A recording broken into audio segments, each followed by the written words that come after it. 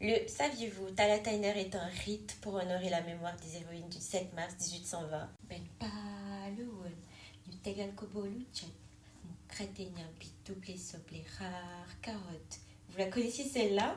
Il était une fois dans la province du Waalo en 1820, au nord du Sénégal, un village nommé Nder, c'était la capitale d'ailleurs. Ses habitants étaient des paisibles cultivateurs qui vivaient du commerce avec les caravaniers du commerce transsaharien et avec les gens de Saint-Louis où ils écoulaient leurs denrées alimentaires. Le fleuve Sénégal séparait le Waalo de la Mauritanie où était établie la tribu Trarzas, c'est les Maures. Faut savoir que les Maures avaient des alliés, c'est les Toucouleurs, et ils étaient très souvent en guerre contre le Waalo et ressortaient le plus du temps vainqueurs. On était au début de la saison sèche et Nder vivait un peu au ralenti. Le roi du Waalo était allé à Saint-Louis pour se soigner suite à ses blessures lors de la bataille de Tagar contre les Maures. Comme à l'accoutumée, les dignitaires du royaume étaient du voyage et une bonne partie de la cavalerie les accompagnait. Ce mardi 7 mars, presque tous les hommes étaient partis à la chasse et au champ.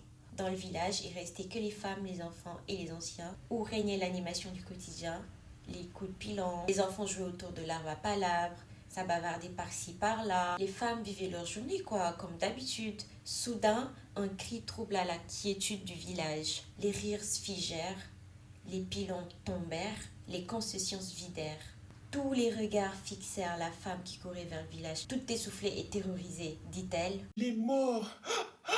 Les morts sont là! Ils arrivent! Je les ai vus traverser les roseaux!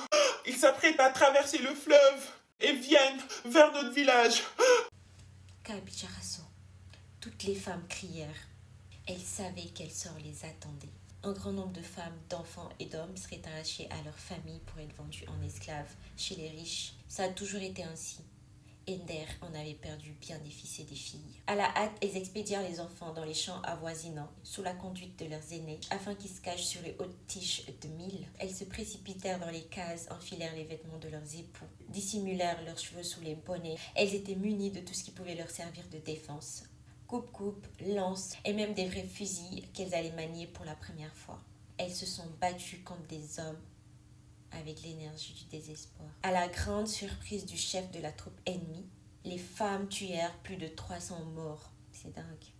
Omar Ould Mokhtar Moshefu Bandi Nari Poni Toukoulari donna l'ordre à son armée de se retirer, ne voulant pas abîmer la marchandise, mais il prévoyait de revenir plus tard pour les prendre vivantes afin d'en tirer le meilleur prix sur le marché des esclaves. Les femmes de Nder se sentirent perdues à bout de force pour se défendre face à une seconde attaque. Tout espoir était vain.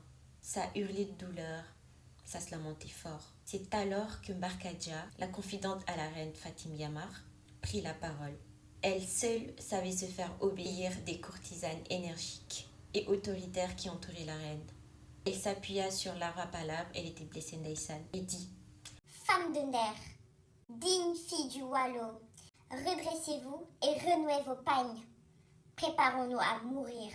Nous devons mourir en femmes libres et non vivre en esclaves. Que celles qui sont d'accord me suivent dans la grande cage du Conseil des sages. Nous y entrerons toutes et nous y mettrons le feu. » Elle exhorta l'ensemble des femmes du Waalo à choisir la liberté plutôt qu'à la soumission de l'esclavage. Elle leur dit entre autres qu'elles ne peuvent pas se cacher, elles n'ont pas d'échappatoire. Donc qu'il fallait qu'elles refusent la capture par peur qu'on dise plus tard à leurs enfants et à leur descendance « Moi, vos grands-mères ont été vendues en esclavage ?» Donc comment accord, elles se sont immolées par le feu dans la case.